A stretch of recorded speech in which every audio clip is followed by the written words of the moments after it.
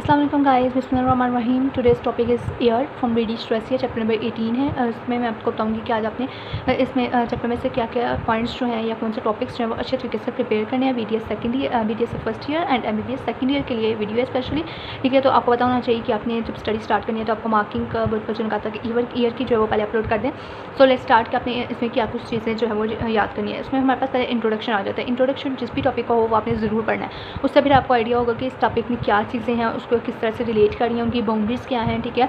तो इन चीज़ों का आपको पता चलता है जब आप इंट्रोडक्शन को रीड करें। इंट्रोडक्शन जो है वो मेनली याद नहीं रखना होता, सिर्फ एक उसको रीड देनी होती है ताकि आपको पता चल सके कि ईयर हमारा किधर, जैसे ईयर है तो वो किधर प्रेजेंट है, उसके आगे क्या है, उसके पीछे क्या है, ठीक है, उसके अंदर क्या क्या चीज़ें प्रेजेंट है। देन आप जो है वो आगे से याद कर सकेंगे कि इसका हमने ये पार्ट पढ़ा था तो इसके आगे से रिलेशंस क्या है, ठीक है। तो जैसे इसका इंट्रोडक्शन आ जाता है, उसके बाद इंट्रोडक्शन में इसमें उन्होंने लिखा हुआ है कि टेम्पैनिक मेम्ब्रेन जो है वो कंसिस्ट करती है 3 एम्ब्रियोनिक लेयर्स पे, ठीक है। जो हमारे पास टेम्पैनिक मेम्ब्रेन है 3 एम्ब्रियोनिक लेयर्स पे गाड़ी है, ठीक है।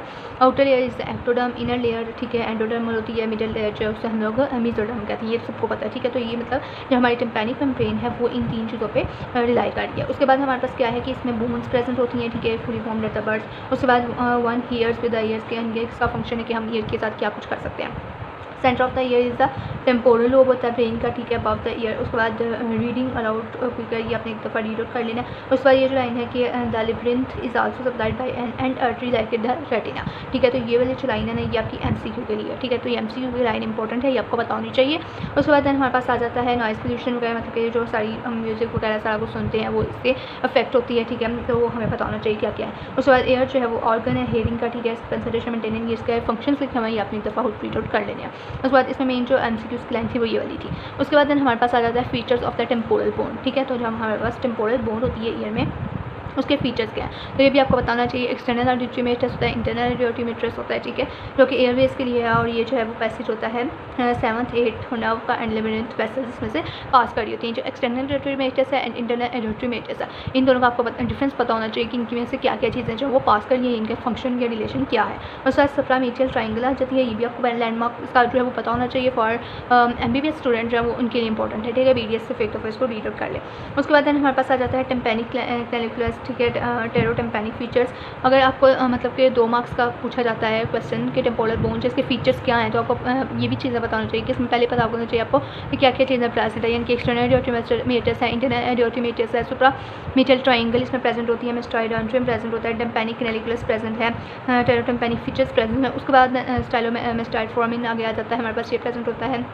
हेयरटेस है, टेगमेंट टेम्पेनाई है। उसके बाद हमारे पास एजुकेट वेस्टिब्यूल इसमें प्रेजेंट होता है, ऑर्गन ऑफ कॉर्टाई है, ठीक है, क्रिस्टा है, मैक्यूला है। ये आपको पता होना चाहिए कि ये इसके 12 पॉइंट्स हैं, तो इनके नाम क्या क्या है। मतलब अगर आपको अगर 3 मार्क्स का क्वेश्चन है तो आप इन जो मैंने नाम अभी बोले हैं इनकी हेडिंग देनी है, दैन आगे से आपने इसका बारे में बताना है कि इसमें से क्या क्या चीज़ें जो वो पास कर रही हैं, ठीक है। तो ये आपने फीचर्स जो है टेम्पोरल बोन की अच्छे तरीके से याद कर लेना है, ठीक है। ये जो हमारे पास BDS है उसके लिए भी इंपॉर्टेंट है और MBBS के लिए भी इंपॉर्टेंट है। उसके बाद हमारे पास आ जाता है एक्सटर्नल एयर, ठीक है, और ये सारा आपने अच्छे तरीके हाथ देना है, इस पर आपको MCQ भी आ सकता है, ठीक है। उसके बाद हमारे पास आ जाता है एक्सटर्नल एयर, ठीक है। एक्सटर्नल एयर में हमारे पास क्या प्रेजेंट है, ऑरिकल प्रेजेंट है एंड एक्सटर्नल एक्योटिक मेट्रिक्स प्रेजेंट है। ये पूछा जाता है वाइवा में एक्सटर्नल एयर जो है वो किस किस पे कंसिस्ट करता है और बच्चों को काफ़ी को पता ही नहीं होता, तो ये आपको पता होना चाहिए। ऑरिकल या फिर पिना एक्सटर्नल एक्योटिक मेट्रिक्स प्रेजेंट होता है और इसकी आपने जो डायग्राम है वो आप अपनी जो एटलस बुक है वहाँ से भी देख सकते हैं, इसके ऊपर भी बनी हुई है नेक्स्ट पेज पे, ठीक है। तो यहाँ पे लिखा हुआ है, ये आपको पता होना चाहिए, ठीक है। तो ये आपने डायग्राम साथ देखनी है और साथ में इसको याद करना है। उसके बाद हमारे पास ऑरिकल और पिना जो है इसमें क्या चीज़ें प्रेजेंट है, लोब्यूल प्रेजेंट होता है, ठीक है। उसके बाद हमें इसका जो वो फंक्शन है वो पता होना चाहिए, ठीक है। These are helix, anti helix, concord, ऑर्गस। ये जब आप वो मॉडल्स करेंगे ना अपने याद, ठीक है, तो देन आपको इसका आइडिया हो जाएगा, ठीक है। इसमें बस आपने यही बताना है कि इसकी बाउंड्रीज़ में क्या क्या चीज़ें जो वो प्रेजेंट होती हैं या किस तरह से ये बन रहा होता है, ठीक है। ये आप जब इसको मॉडल से पढ़ेंगे तो ये आपको इजी हो जाएगा। उसके बाद आपको इसकी nerve supply and then blood supply हमारे पास आ जाती है, ये आपको पता होनी चाहिए, ठीक है, कि इसकी नर्व सप्लाई क्या है और इसकी ब्लड सप्लाई क्या है। उसके बाद देन हमारे पास आ जाता है एक्सटर्नल एयोर्टिक मेट्रिक्स, ठीक है। एक्सटर्नल एयोर्टिक मेट्रिक्स जो है इसके फीचर्स आ जाते हैं, ठीक है। उसके बाद हमारे पास ब्लड सप्लाई आ जाती है।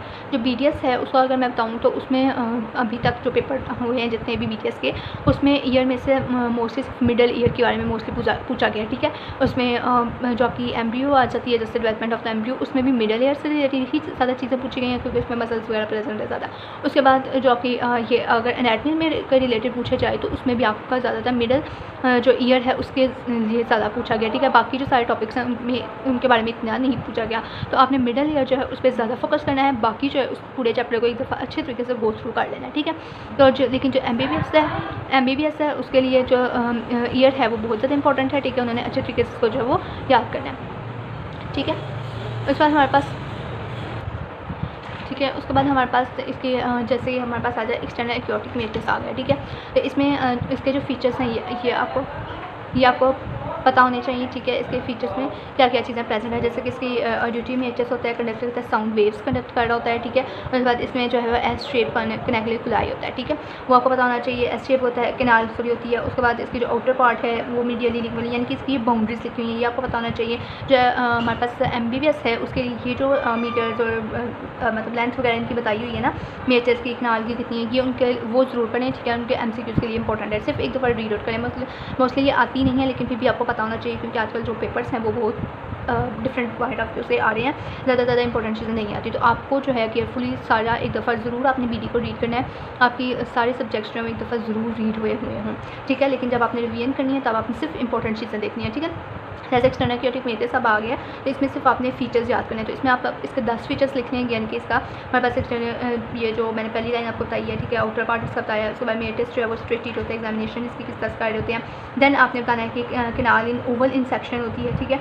The greatest diameter vertical temperature and ये इतना ज़्यादा पूछा नहीं जाता, इसमें इसका आपको बताना चाहिए। इसमें बोनी पार्ट आपको बताना चाहिए, ठीक है। इसका जो बोनी पार्ट है वो ज़्यादा इंपॉर्टेंट है।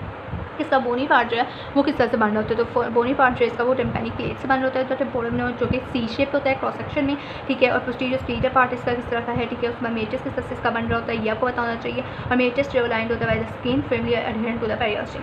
और फिर कार्टिलेजिनस पार्ट इसका आपको बताना चाहिए, ठीक है। उसके बाद यानी कि जब आपने एक्सटर्नल फीचर्स में बताना है तो इसके पहले 2-3 लाइन्स बतानी है, देन आपने इसका बोनी पार्ट बताना है किस तरह से बन रहा है, और देन आपने इसका बताना है कि कार्टिलेजिनस पार्ट जो है वो किस तरह से बन रहा है। और ये वाइवा में भी पूछा जाता है कि एक्सटर्नल एक्योटिक मैट्रिक्स जो है उसका बोनी पार्ट किस तरह से बन रहा होता है, कार्टिलेजिनस पार्ट किस तरह से बन रहा होता है। और ये जो मैंने MCQs के लिए लाइन्स अंडरलाइन की हुई हैं ये आपने ज़रूर देख लेनी है। उसके बाद हमारे पास इसकी भी अपने ब्लड सप्लाई और नर्व सप्लाई जो है वो हर टॉपिक की करनी होती है, तो ये भी आपने अच्छे तरीके से करनी है। इसकी ब्लड सप्लाई जो है उसमें हमारे पास आ जाता है कि superficial temporal and posterior auricular arteries होती हैं, और इनर पार्ट जो है वो by the deep auricular branch of the maxillary arteries में प्रेजेंट होती है, ठीक है। उसके बाद ये जो हमारे पास डायग्राम्स बनी हुई है ना इसके नीचे वाली, ये भी तो अपने डायग्राम से एक दफ़ा देखती है, लेकिन ये जो डायग्राम है blood supply of the auricle, ठीक है, ये blood supply of the auricle ये डायग्राम आपको बनानी आनी चाहिए, ठीक है। ये आपने तरीके से करनी है। देन इसके लिम्फेटिक्स आ जाती है, नर्व सप्लाई आ जाती है, ये भी आपको बताना चाहिए। ऑरिको टेम्पोरल नर्व जो है वो मोस्टली इसमें सप्लाई हो रही होती है। उस पर टेम्पेनिक मेम्ब्रेन बहुत ज़्यादा इंपॉर्टेंट है। टेम्पेनिक मेम्ब्रेन के भी आपको फीचर्स बताना चाहिए कि ये थिन है, ट्रांसलूसेंट होती है, ठीक है, एक्सटर्नल एक्योटिक मैट्रिक्स का के दरमियान and between the middle ear होती है, ठीक है। और ये ओवल शेप है, इसका ये जो डायमीटर वगैरह लिखे इसके बाद आपने एक दफ़ा रीड आउट कर लेना, ठीक है। उसके बाद हमारे पास आ जाता है membrane has outer and inner surfaces, ठीक है। इसकी आउटर और इनर सर्फेसिस होती है, और इसकी ये जो डायग्राम्स बनी हुई हैं ये आपको पता होनी चाहिए, ठीक है। ये जो नीचे डायग्राम्स इसकी बनी हुई हैं सॉरी, ठीक है, ये जो डायग्राम्स है ये आपको पता होनी चाहिए। दोनों डायग्राम्स आपने जो है वो अच्छे तरीके से प्रिपेयर करनी है। तो उसके बाद देन हमारे पास आ जाते हैं इसके फीचर्स मैंने आपको बताया। उसके बाद हमारे पास आ जाता है कि जो हमारे पास टेम्पेनिक मेम्ब्रेन है इसकी मैंने आपको बताया कि आउटर एंड इनर सर्फेस होती है, ठीक है। जो आउटर सर्फेस है वो किन चीज़ों से बनी होती है, एंड देन हमारे पास इनर सर्फेस जो है वो किस चीज़ से बनी होती है। तो ये जो दो डिफरेंसेस लिखे हुए हैं और इनर एंड आउटर सर्फेस का ये आपको पता होनी चाहिए, ठीक है। Outer surfaces and inner surface में आपको चीज़ें पता होनी चाहिए, ठीक है। ये आपको ज़रूर याद करनी है कि कनकेव कौन सी है, कन्वेक्स कौन सी है, ठीक है। तो ये आपको पता होनी चाहिए, MCQ के लिए बहुत ज़्यादा इंपॉर्टेंट है। उसके बाद टेम्पेनिक मेम्ब्रेन जो है वो आपको डायरेक्ट भी आ सकता है डिस्क्राइब टेम्पेनिक मेम्ब्रेन की डायग्राम बना दे, ठीक है। तो टेम्पेनिक मेम्ब्रेन में आपको पता होनी चाहिए, इसके बाद पीछे आपको फीचर्स बताए वो पता होना चाहिए, और इनकी इनर और आउटर सर्फेस का पता होना चाहिए, इसकी डायग्राम का पता होना चाहिए। दैन इसमें ये जो लिखा हुआ है कि membrane is thicken at is circumference page in tympanic circles of the temporal bone, बस अपनी दफ़ा रीड कर लेना है, ये इंपॉर्टेंट नहीं है। उसके बाद हमारे पास आ जाता है ग्रेटर पार्ट जो टेम्पेनिक मेम्ब्रेन का स्टार्टली स्ट्रेच, उसे हम लोग क्या कहते हैं पार्सा टेंसा। ये जो लाइन है ये MCQ के लिए भी आपको आ सकती है, ठीक है। या ये पूछा जाता है ग्रेटेस्ट पार्ट जो है टेम्पेनिक मेम्ब्रेन को उसको हम लोग क्या कह देते हैं, ठीक है। उसके बाद हमारे पास पार्ट्स फ्लैसिडा, ठीक है, इन दोनों में डिफरेंस आपको पता होना चाहिए। उसके बाद this part is more liable, ये सारा आपने सिर्फ एक दफ़ा रीड आउट कर लेना।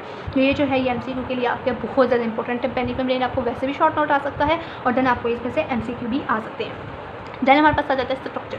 स्ट्रक्चर में आपके आक्रम ब्रेन किस तरह से बनी होती है, इसकी 3 लेयर्स होती हैं, ठीक है। आउटर लेयर क्यूटिकल लेयर होती है, मिडल जो फाइब्रस लेयर होती है, और जो इनर लेयर है वो म्यूकस लेयर होती है, ठीक है। आउटर लेयर हमारे पास स्किन आ गई, फिर सुपरफिशियल रेडिएटर फाइबर्स आ जाते हैं, डीप सर्कुलर फाइबर्स आ जाते हैं। डीप सर्कुलर फाइबर्स जो है सेंटर होते हैं, maximal at the periphery. Fibrous layer is replaced by the loser tissue, आप खुद पढ़ लेंगे, ठीक है। लाइन बाय हाँ, ये आपको आ सकता है कि इनर जो म्यूकस लेयर है वो किस तरह से लाइन हुई होती है, तो वो कौन सा एपिथेलियम से होती है, लो सिलिएटेड कलमनर एपिथेलियम से लाइन हुई होती है, ठीक है। तो एमसीक्यू की सारी लाइन्स है, और ये आपको स्ट्रक्चर जो है ये वाइवा में भी मॉडल से ज़्यादा पूछा जाता है, इतना इसको डीपली नहीं पूछा जाता, ठीक है। लेकिन आपको पता होनी चाहिए कि इसकी लेयर्स कौन कौन सी हैं और वो किस तरह से बन रही हैं, ठीक है। उसके बाद देन हमारे पास आ जाता है, आपके पास टाइम है तो आप रोज़ का मतलब एक ईयर पढ़ लें, जिनके सॉरी इसके जो 3 पार्ट्स हैं ना, external ear, internal ear and middle ear, तो एक दिन एक्सटर्नल पढ़ लें, इंटरनल पढ़ लें, दिन मिडल पढ़ लें। लेकिन जो BDS पॉइंट ऑफ व्यू से मैं आपको बताऊँ, BDS फर्स्ट ईयर जो है उसमें मिडल ईयर बहुत ज़्यादा इंपॉर्टेंट है। मिडल ईयर को बिल्कुल भी स्किप नहीं करना, उसको अच्छे तरीके से सारा प्रिपेयर करना है, with diagrams, arteries, veins, clinical, सारा कुछ आपने मिडल ईयर का करना है। उसके बाद हमारे पास ईयर डायग्राम्स आ जाती हैं, इनको बस आपने एक दफ़ा देख लेना है। उसके बाद इसकी भी ब्लड सप्लाई आ जाती है, वेनस ड्रेनेज आ जाती है, नर्व सप्लाई आ जाती है, तो ये सारी आपने पढ़ लेनी है। आपको आइडिया हो चुका होगा आप तक के ब्लड सप्लाई में हमने कौन कौन से पॉइंट्स लिखने होते हैं, मतलब सारा नाम भी लिखना हो, सिर्फ ये जैसे लिखा हुआ कि deep auricular branch of the maxillary arteries में से पास करी होती है, आउटर सर्फेस से, और इनर सर्फेस से anterior tympanic branch of the maxillary artery, ठीक है। तो ये आपको पता होना चाहिए लाइन्स। उसके बाद वेनस ड्रेनेज का आपको पता होना चाहिए। देन हमारे पास आ जाती है clinical point of view. Clinical point of view जो है वो MBBS के लिए ही मोस्टली इंपॉर्टेंट होता है, ठीक है।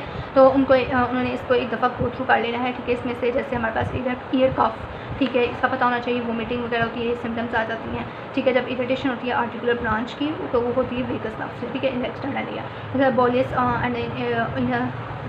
अदर इन्फेक्शंस, ठीक है, इन्फेक्शंस होंगे तो तब के इफेक्ट होगा इसका, ये आपको पता होना चाहिए। मतलब ये आसार आपने सिर्फ एक दफ़ा रीड आउट कर लेना, ठीक है। इसमें जो ये लिखा हुआ है, ठीक है, ये जेनिकुलेट गैंग्लियन, ठीक है। तो ये पूछा जा सकता है आपसे कि जेनिकुलेट गैंग्लियन जो है वो डिपेंड करता है किस पे, ठीक है, और किस वजह से हो रहा होता है, तो ये आपने एक दफ़ा रीड आउट कर लेना, ठीक है।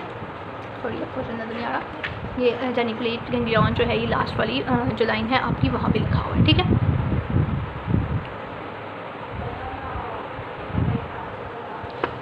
ठीक है, ये वाला। उसके बाद देन हमारे पास आ जाता है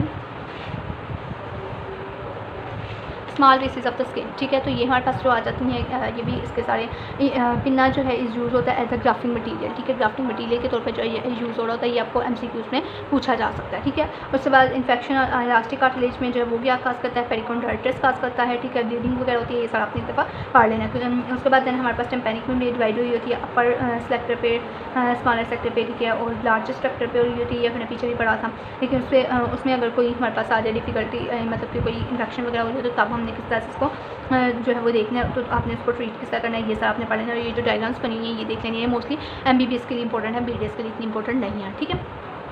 उसके बाद हमारे पास आ जाता है ये वाला जो क्लिनिकल है बहुत ज़्यादा इंपॉर्टेंट है, ठीक है। इस सारा आपने अच्छे तरीके से याद कर लेना है। इसमें हमारे पास जो है वो आ जाता है कि जब tympanic membrane is illuminated for the examination, concavity of the membrane is produce the cone of light, ठीक है, इंटीरियर इंफीरियर क्वाड्रेंट पे दी जाती है। उसके बाद हमारे पास जो है मेरेंजियोटोमी, ठीक है। मेरेंजियोटोमी जो है इसके बारे में पूछा जा सकता है, ठीक है। ये मोस्टली मैं आपको दोबारा से बता रही हूँ, ये MBBS के लिए इंपॉर्टेंट है, ठीक है। उसमें आपने मतलब कि ये सारा जो क्लिनिकल ये अच्छे से याद करना है, और ये जो हमारे पास वो कॉन्सेप्ट थी ये आपने सारा इसको एक दफ़ा रीड आउट कर लेना है, ठीक है। मतलब डायग्राम से जो इसकी वो देख लेनी है। और इसलिए मैं चीज़ें बीच में से स्किप नहीं करवा रही, क्योंकि अब ये बहुत ज़्यादा इंपॉर्टेंट है। पहले पेपर्स में ये होता था कि सिर्फ इंपॉर्टेंट चीज़ें जो हैं वो याद आती होती थी लर्निंग, ठीक है। लेकिन अब इस तरह से होता है कि अनइम्पॉर्टेंट चीज़ें भी आ रही हैं, तो एक दफ़ा तो आपने ज़रूर सारे को गो थ्रू करना है। देन आपने सिर्फ इंपॉर्टेंट चीज़ें, जैसे कि पीछे मैंने आपको बता दिया कि ये वाला क्लिनिकल आपको अच्छे तरीके से आना चाहिए, इसकी डायग्राम्स आपने देख लेनी है, ठीक है। ब्लड सप्लाई, नर्व सप्लाई तो हर चीज़ की करनी होती है, ठीक है। और फीचर्स में आपने 5-5, 6-6 पॉइंट्स जो हैं वो याद कर लेने हैं। उसके बाद देन हमारे पास आ जाता है मिडल ईयर। मिडल ईयर जो है मैंने आपको पहले भी बताया कि जो BDS है उनके लिए बहुत ज़्यादा इंपॉर्टेंट है, ठीक है। तो मिडल ईयर के उसमें आपको पार्ट्स पता होने चाहिए, ठीक है। इसका कम्युनिकेशन आपको पता होना चाहिए, ठीक है। इसके फीचर्स तो हर किसी का पता होना चाहिए। और ये डिफरेंस भी आपसे पूछा जा सकता है कि external ear, middle ear and inner ear, इन तीनों में डिफरेंस क्या है। तो ये आपको इसके जो फीचर्स लिखे हुए हैं ये आपने लिख लेने हैं। इनकी नर्व सप्लाई, ब्लड सप्लाई का आप डिफरेंस लिख सकते हैं, ठीक है। तो ये इस तरह से आपने डिफरेंस स्ट्रेस का याद रखना है। उसके बाद हमारे पास इसकी बाउंड्रीज़ जो है इसकी बहुत ज़्यादा इंपॉर्टेंट है, ठीक है। और ये जो डायग्राम बनी हुई है मिडल ईयर की, ठीक है, ये जो 2 डायग्राम्स ये आपकी फिंगर टिप पे होनी चाहिए, ठीक है। ये मिडल ईयर की जो मेजरमेंट्स है ना, ये वाली मेजरमेंट्स ये MCQ में आती हैं, ठीक है। तो ये MCQ BDS MBBS दोनों के लिए इंपॉर्टेंट है। ये मेजरमेंट्स आपने अच्छे तरीके से इसकी याद रखनी है, ठीक है। उसके बाद हमारे पास आ जाता है ये कौन से गन शेप होता है, ठीक है, ये भी आपको चीज़ पता होनी चाहिए। ये जो डायग्राम है, ये वाली डायग्राम, ठीक है, ये बहुत ज़्यादा इंपॉर्टेंट है, ठीक है। ये जो डायग्राम है ये आपने अच्छे तरीके से याद करनी है। ये ऊपर वाली डायग्राम बहुत ज़्यादा इंपॉर्टेंट है, ये आपको आनी चाहिए। उसके बाद देन हमारे पास आ जाता है इसका फ्लोर और द जुगलर वॉल, ठीक है। जो हमारे पास ये भी आपको चीज़ थोड़ी पता होनी चाहिए कि बाउंड्रीज में जो हमारे पास रूफ है उसको हम लोग क्या कहते हैं, टेगमेंटल वॉल कहते हैं, और जो हमारे पास फ्लोर है उसको हम लोग जुगलर वॉल कहते हैं, ठीक है। वो आप इसे टेगमेंटल वॉल भी पूछ सकते हैं, खाली रूफ भी पूछ सकते हैं, या MCQ में पूछ सकते हैं कि टेगमेंटल वॉल जो है वो फ्लोर है या रूफ है। तो इस तरह से आपने इसको याद रखना है और इनकी बाउंड्रीज याद रखनी है, ठीक है। 2-2 लाइन्स की बाउंड्रीज हैं, 2-2 पॉइंट्स हैं, ये आपको पता होना चाहिए। उसके बाद इंटीरियर जो हमारे पास इसका होता है वो कैरोटिड वॉल से बना होता है, ठीक है। और जो पोस्टीरियर हमारे पास वो मिस्टॉइड वॉल से बना होता है, ठीक है, ये आपको पता होना चाहिए। पोस्टीरियर जो है वो मिस्टॉइड वॉल से बना होता है और जो इंटीरियर है वो हमारा कैरोटिड वॉल से बना होता है, ठीक है। उसके बाद जो इंटीरियर पार्ट है इसमें क्या क्या चीज़ें प्रेजेंट होती हैं ये आपको पता होना चाहिए कि